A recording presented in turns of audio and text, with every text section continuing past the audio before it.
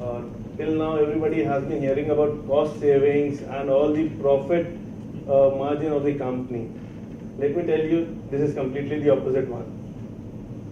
By the end of this analysis, you will have a debit to the P&L, and I'm sorry for that, but I think so the top management team also wants to see the true picture of the financials.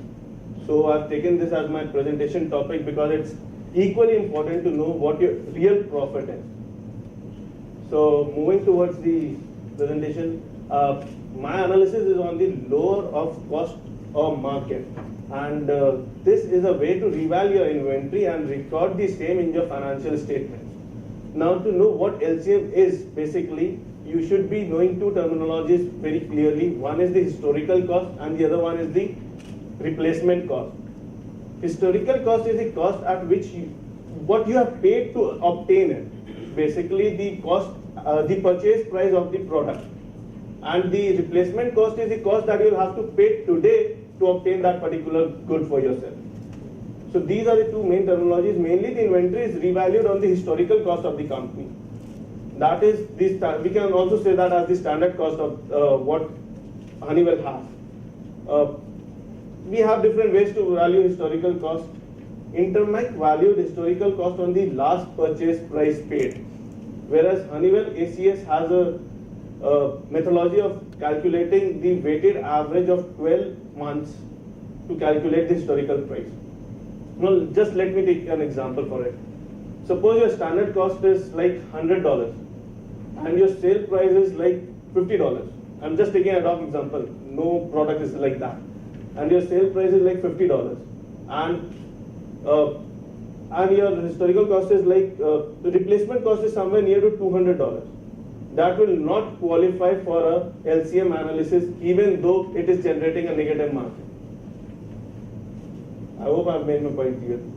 So it's like, even if you have a negative margin, to qualify for a candidate of LCM analysis, your historical price, your replacement price should be lower than the standard price. So that was what LCM stands for. And for Intermec, it is very essential because of the part portfolio that Intermec has a very short span life. So for like, take example of scanners. If a new scanner comes in, the old scanners are like, the prices of the old scanner in the market fall down like drastically.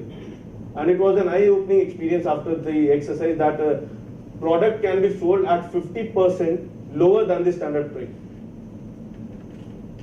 Now, I will run this presentation as how I prepared for this, how I executed this, and finally what was reported for this. So while preparing, the very first, how to go about this slide is basically the above part of the circle is all the questions that were in my thought process. Below are the answers, and the center part is what I carried through from this.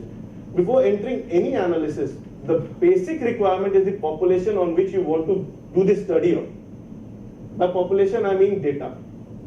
So the very first question that came into my mind was, what were the SKUs and the standard margin for a period of 3 months, say? And I got 11,000 unique SKUs was sold during that period, generating a $281 million standard margin.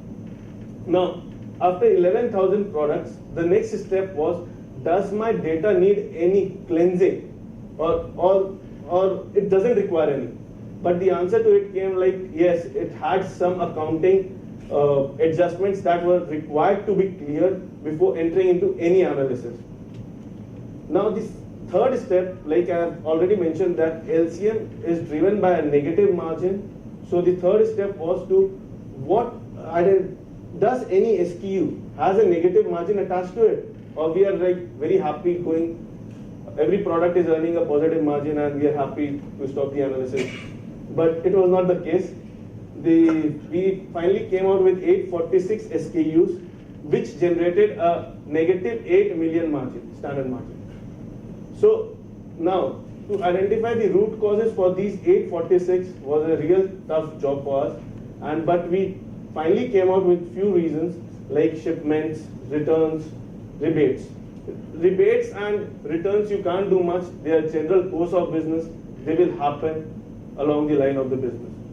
But customer shipments, that means sales, are ones that we are worried about why we had a negative margin on the sales.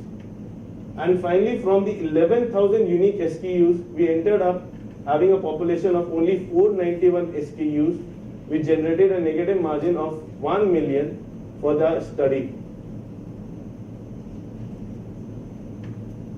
Now, executing the LCM analysis, out of the 491 materials, 70 materials, 70 SKUs generated a negative margin of 95%. That means only 70 were driving the major part of this negative standard margin, around 95%. Now, if you can see this, I've bifurcated the 70 in separate parts. 27 of them had a negative margin because the sale price was lower than the standard price, but the replacement cost was higher than the standard cost. Now, this is one of the main takeaway from this report. That next step, why we can partner with the HSM finance people, sales people, and even the ISC sourcing people, what is going wrong that we are selling it lower than the replacement cost. I know they will have their legitimate reasons, but just a review on this is what we are planning to do next on this. So these 27 do not qualify for the LCM analysis. They are not the candidates, proper candidates for the LCM analysis. Then moving on to the white part, the 6. We had predetermined tolerance level. For service parts, we had 8.1%, and for hardware parts, we had 12%. So all the parts which were within this tolerance level also did not qualify for the LCM candidate analysis. So these 11 are the other parts which did not qualify on account of less than, only one adopt shipment was not enough to judge whether they are really driving a negative margin, because only one adopt shipment can be can be a rebate also, FOC product also.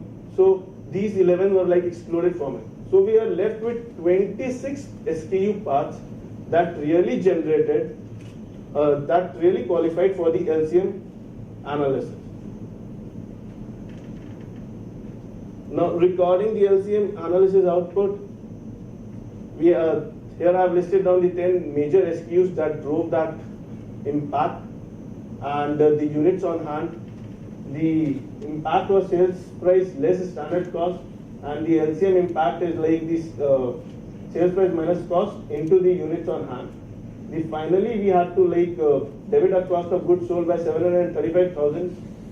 So it was a bad guide to the P&L, reducing the profit, as I had said earlier. So the key learnings were I did this project when I was on a 30 days bubble assignment to US, so I got a chance to know how the top management thinks about the reports, so it gives me better idea how to generate those reports. I got a very good hold of the product knowledge of Intermec parts. So that is helping me in my day-to-day activities a lot. And the next steps, as I have already said, that we are selling 27 parts in a loss. So we should partner with the HSM finance team, SBU finance team, sales team, and the ISC sourcing people, and try to reason out the reasons for that. I know they will have some legitimate answers, but just to tell them whether they are not missing anything on it. And as I said that the first level data was running into 11,000 unique part numbers, so planning to use a Tableau in it and make life easier for myself and other people in my organization. So these are my next steps. And just to conclude, I would like to say that I have learned a lot from this process, and it looks very simple. It looks really simple, but trust me, it was quite difficult to get down from 11,000 row items to 491 numbers. It was quite a tedious task for everyone who supported me in my project also. And for Intermec, it was the first time we did this process. And it was really required to be done in quarterly going forward, and I'll be taking this activity. This was the first time, so still a lot of questions has to be answered, and going forward, I believe every quarter will have a better analysis on it. Thank you.